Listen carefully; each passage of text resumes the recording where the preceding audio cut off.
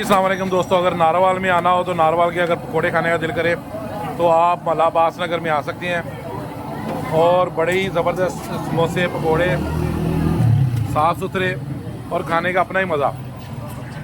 हाँ जी शेख साहब, क्या कहोगे, कैसे इनके पकोड़े समोसे हैं? समोसे पकोड़े बहुत अच्छे हैं, टिक्कियाँ भी साथ। अच्छा, आपको बड़ी बहुत इनका अच्छा टेस्ट है। अच्छा, आपको क्या पसंद है ज़्यादा? मुझे चिकन समोसा पसंद है इनका। चिकन के?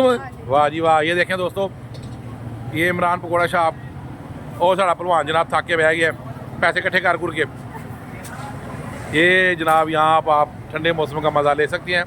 इमरान पकौड़ा शाप, मला बास नगर, नारोवाल। और इनके बड़े मज़ेदार पकौड़े समोसे हैं, ये मैं भी खा रहा हूँ। चिकन वाला समोसा मैं भी खा रहा हूँ और बड़ा मज़ा आ रहा है।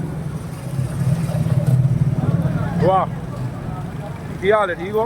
मज़ेदार है दोस्तों, आओ चेक करो, खाओ। आज जाके खाओगे तो मेरे पैसे नहीं, अपने पैसे नाल। बाबा रियाज नारोवाल, नारोवाल जिंदाबाद, बिल्ला डाउन जिंदाबाद, पाकिस्तान जिंदाबाद।